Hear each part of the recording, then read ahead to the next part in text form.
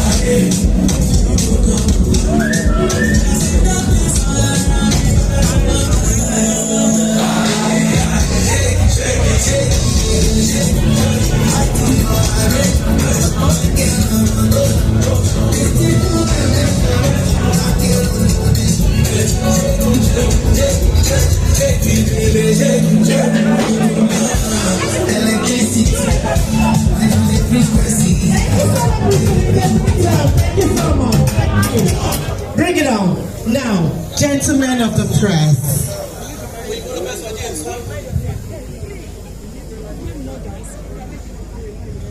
Now, this is to my colleagues, the gentlemen of the press. Can I have your attention, please? Can I have your attention, gentlemen of the press?